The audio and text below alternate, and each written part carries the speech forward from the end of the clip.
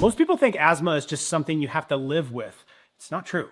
It's a chronic condition, but it's also highly manageable, especially when you know how to reduce inflammation in your body, how to strengthen your lungs, how to control some of your triggers. So in this video, I'll show you 3 of the most effective natural ways to relieve the symptoms that come along with not being able to breathe in asthma, so you can breathe easier, feel better, and take control of your health. Let me begin by breaking down the 3 main types of asthma, because not all asthma is the same nor caused by the same thing.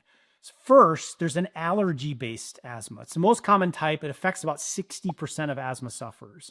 This happens when your immune system's just compromised. It overreacts. Things like pollen, pet dander, mold, dust mites, microbes, histamines, they cause the airways to just tighten up and to swell. So a lot of the symptoms with this, coughing, wheezing, chest tightness, shortness of breath, those are the symptoms of more of an allergy, histamine-driven response. Number 2, we have exercise-based asthma. It's also known as exercise-induced asthma.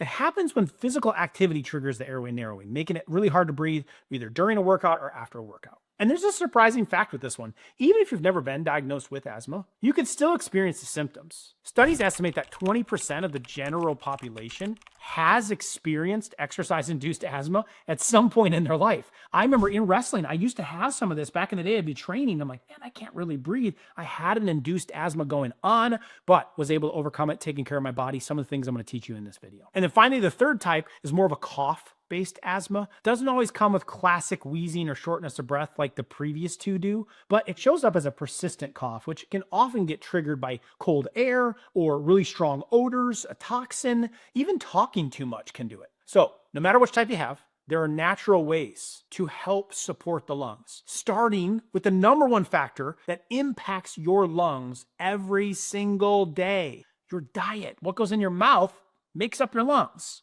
You probably heard the saying, you are what you eat. And when it comes to asthma, it couldn't be more true. The foods you put into your body, they have a direct impact on inflammation. And inflammation is at the core of asthma symptoms. Here's the problem. Our standard American SAD diet is loaded with processed foods, refined sugars, unhealthy seed oils, and a plethora of food additives and toxins. And that is one of the major triggers for asthma symptoms. In fact, studies show that just 3 servings of fast food per week can raise the risk of severe asthma by as much as 70%.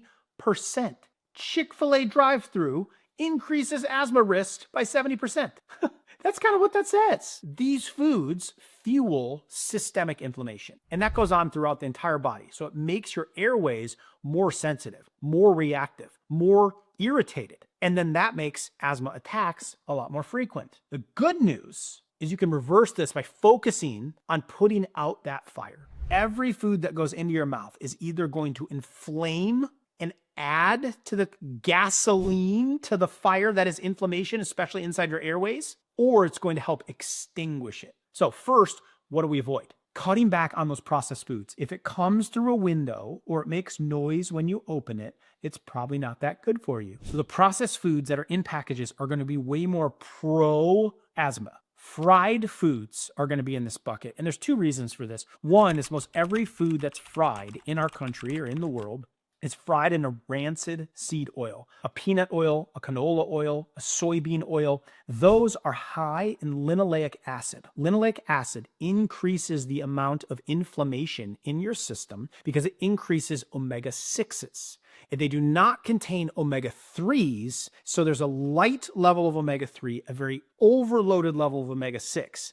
And what research has shown us over the last 40 to 50 years is the gap between those 2 types of oils is inflammation. Now, foods that are fried in oil already have high linoleic acid, and here's where it gets worse, is you reheat it and reuse the oil to lower the basket. And so that oil might not get changed each day. It might not get changed each week. And even more disgustingly, it might not get changed for an entire season or year.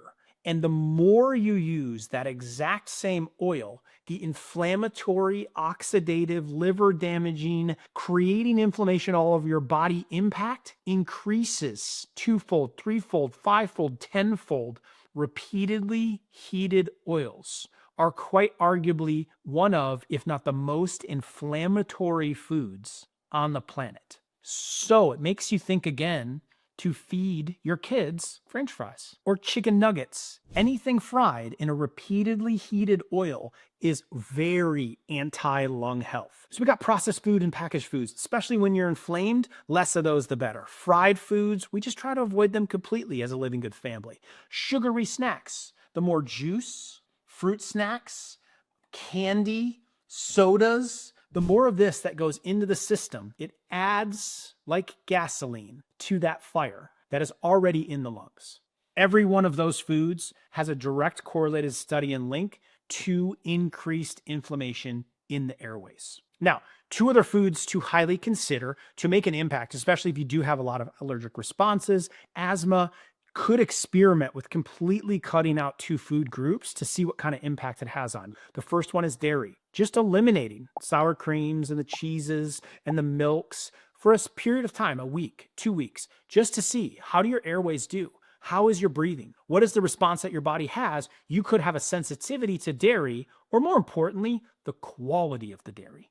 Removing the hormones, the antibiotics, and getting dairy in its more or most natural form that you can, usually you'll tolerate it a lot better if it comes from that clean source as opposed to highly processed dairy. The other one is gluten. Now, I would argue that we have more of a carbohydrate, pasta, bread, grain problem than we have a gluten problem. Gluten being a protein that is in those foods. So if you can eliminate and lower processed carbohydrates, white foods, from your diet for a period of time, you're going to significantly lower or eliminate gluten, and you can see how your body responds. Just a 2-week trial at this can significantly impact your liver, lower the amount of fat that's built up in your liver by up to 44%, which is going to have a massive impact on how your body can process and handle inflammation everywhere else, especially for your lungs. So try cutting those foods for a period of time and see how your body reacts when you're not consuming them. So that's what to cut. Now, what should you eat? We want a diet more rich in nutrients. Care about nutrients. It is the 4th principle I teach in my book. You can grab one of those for free. The link is below. I'll just send it to you, just cover the shipping. But it's my 4th principle for understanding how to actually eat clean very simply. There's a food list in there to pick off of. And what you'll notice is it will eliminate a lot of the foods we just talked about, and we'll focus on fruits, ones that are lower in sugar so they don't spike inflammation, like berries, Granny Smith apples, lemons, limes, full of antioxidants to fight inflammation in the body. Grapefruits. These are lower sugar ones. I show exactly what to eat in that food list. Vegetables. Where are they coming from? What are some of the ones that you maybe do like? There's probably some you don't like, but how can we get those in each meal to get the nutrient dense that helps fight against inflammation and oxidative stress? If we're going to have grains and carbohydrates, what are the real, full of fiber forms of this? Quinoas, brown rices. Now, advise to maybe cut those out at first, but in moderation, you can add them back in over time and not flare up your asthma. And then finally, healthy fats. There's such a big difference between the unhealthy, linoleic rich, fried oils and canola oils and seed oils versus avocado and olive and butter and healthy, real, stable fats that are not going to create inflammation in the body. A diet rich in those foods has been shown to cut asthma attacks in half just by eating proper foods from that food list. They're all listed in the book to make it really simple for you. There's one more big one, fiber. Studies show that people who eat at least 25 grams of fiber per day have significantly lower airway inflammation. Even 1 week of high fiber foods can reduce your airway inflammation up to 60%. If just 1 week you cut the processed foods that I show you to cut in that food list, and then you add in beans, black beans are my favorite, bunch of magnesium, which is going to help relax the muscles of your throat, even if it's lentils, whole grains, or psyllium husk, or even spinach or leafy greens, or chia seeds, or flax seeds. Way more fiber in there. You can add it up very quickly to 25 grams of fiber per week for a 60% reduction. Could it be as simple as what's on your plate, making a massive difference in suffering with the symptoms that you have? So, first step is the food. If you need help, check out the book below. The next step you can take to naturally improve asthma is no different from what you would do to improve the performance of your bicep. You work them out. There's lungs that have muscles, your breathing capacity, your open airway, the restriction of those muscles. Let's work them out. If you want stronger arms, you do curls. If you want stronger lungs, you need to train your breathing. Most people with asthma don't take full deep breaths. They have an underdeveloped diaphragm and lung muscles. So instead, they often have to take really shallow breaths, which make them more likely to hyperventilate during an asthma episode, or more likely to get into it because there's not enough oxygen in the system and the body's trying to keep that balance to drive more oxygen in. So over time, the weak lungs make them even more sensitive to environmental triggers like a pollen or a smoke. So the goal of breathing exercises is to retrain your lungs, making them more efficient, and then help reduce both the frequency and the severity of the attacks. In fact, studies show that regular breathing exercises can reduce asthma attacks by up to 50% and cut reliance on the medications by 30 to 50%. Why are the doctors not prescribing breathing exercises? So don't skip lung day like you might skip leg day. So here are a few techniques that can help. The first one is what I call paced breathing. Now, this is actually going to stimulate what's called the relaxation nerve. You have a stress nerve. It's called the sympathetic nerve. It comes from the base of your neck. It's the vagus nerve that comes down into here, controls your heart, controls your lungs, controls your digestive system. That nerve, when you're stressed, down regulates the organ function because you have to run, move. It changes and it stresses your body. But when you're relaxed, it sends relaxation signals to your lungs. And you can stimulate it any time you want by simply breathing. I call it nature's smoke break. It's like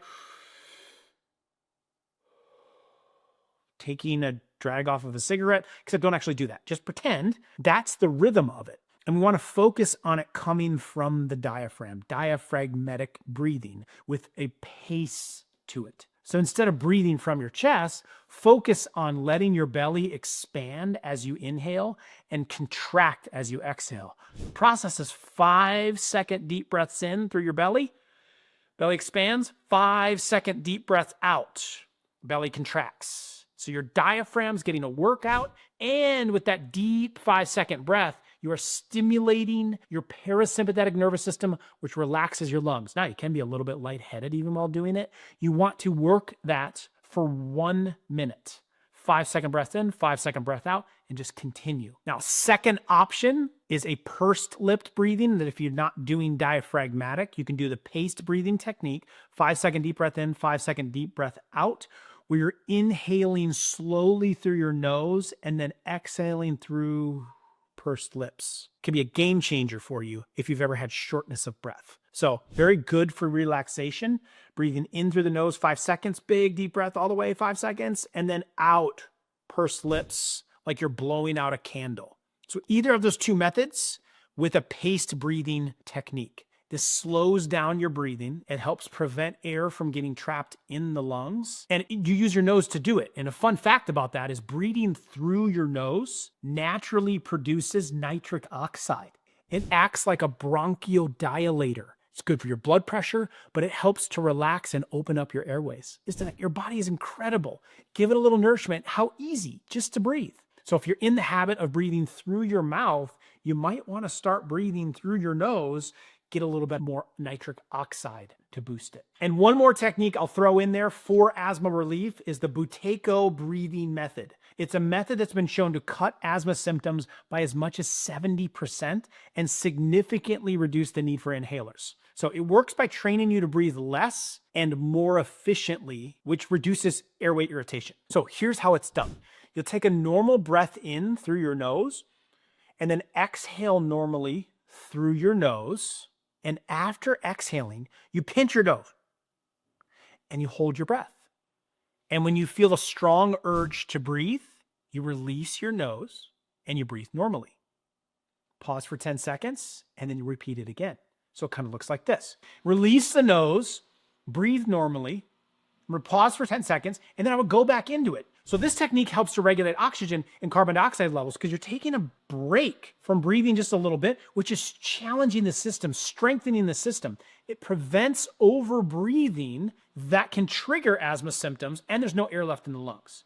That exercise won't just help with asthma, it'll also reduce stress, improve sleep, and boost your lung capacity over time. All right, and number 3, we gotta reduce lung inflammation. The diet tips that we covered are gonna help reduce the inflammation through the body, but if we really wanna improve asthma symptoms, then we also need to target inflammation in the lung. There are 2 main foods that can do this and make a particularly big difference. We talked about it earlier. We're getting way too many bad fats, linoleic acid. We don't get enough omega-3s. So the first one is to get more omega-3s and close the inflammation gap. Omega-3s are found in fatty fish. They're also found in flax seeds and walnuts, and they help lower and support healthy inflammation inside of the lungs. Not all omega-3s are created equal, though. The ones with the biggest impact on lung health are DHA and EPA, and these are the ones that come from marine sources like fish and the oil of a fish. Now, if you're a fish lover, music to your lungs. Have more fish, consume it on a regular basis. Salmon and tuna and mackerel, great sources. Get them wild caught, clean. They're not going to contain a lot of different hormones or chemicals added to them, and you got pure good fish oil. If you are not a fish lover, like my wife, we don't eat it very often in a Livingood household, then you will need to do an omega-3 supplement. Make sure it includes high amounts of DHA and EPA. If it does those 2, and it has a good oxidative score, which means it's protected, it's in a dark colored bottle, and it comes from wild caught fish, then you've got a clean source that has not gone rancid, and you can supplement with that to help to increase the omega levels and support healthy inflammation levels in your body. Food number 2 is my favorite root.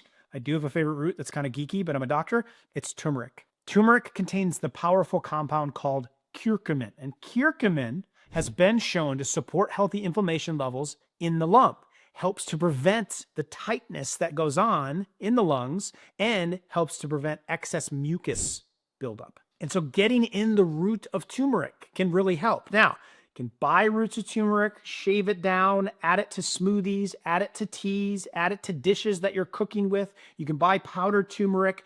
The only issue with that is you do have to consume quite a bit of the powdered turmeric in order to get significant benefit to the lungs. Talking a gram or 2 or 3 grams per day, because powdered turmeric in its normal form is very difficult to absorb. Now, some people will say to use black pepper with it. But what black pepper does is it irritates the inside of your stomach slightly, like sandpaper, to help the body absorb more of the turmeric. Well, you've got enough irritation. We don't need to add any extra. So instead of using pepper with it, we can use fat. You know, the healthy fats we talked about earlier that help support healthy inflammation levels. If you emulsify the turmeric into a liquid form that's emulsified, you can increase the absorption 40 times more than the turmeric mixture, and up to 20 times more if you use the black pepper and turmeric mixture, which means you can take way less turmeric and get way more absorbed for better results. So,